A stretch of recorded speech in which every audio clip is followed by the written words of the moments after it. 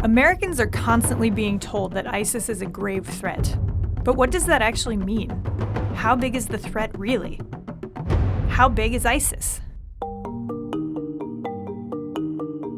ISIS is a shadowy group that can seem to be everywhere and nowhere at the same time. At its peak more than a year ago, estimated ISIS territory ranged anywhere from an area the size of Maryland to one the size of Maine, which is a huge variation. But a lot of that is sparsely populated desert. So what does control of territory like that really mean? The Pentagon says ISIS has lost 40% of its territory in Iraq and about 10% in Syria after more than a year of bombing. So the size of its territory is shrinking, but what about the people that live under Islamic State control? ISIS rules over a few million people, mostly concentrated in cities. Obviously, we can't count all of them as members of ISIS. Many are trapped in those territories, and many have fled. So it's not like ISIS has 7 million loyal followers. A better way to measure ISIS is to look at the size of its fighting force.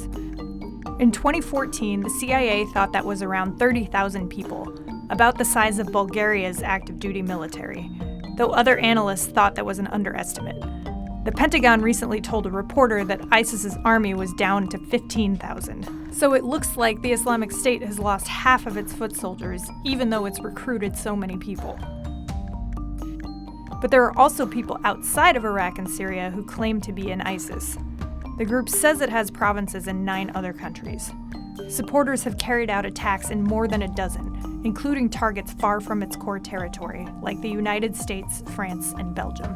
But should we really count all of these attackers as ISIS soldiers? Not really.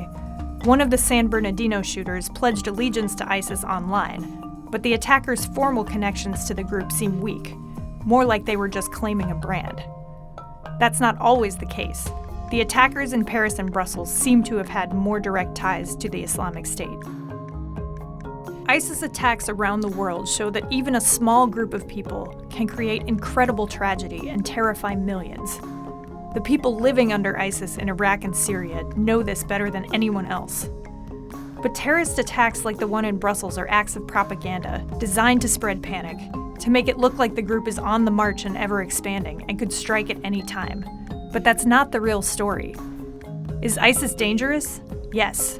But with its army and territory shrinking, the Islamic State is not as powerful as it would like people to believe.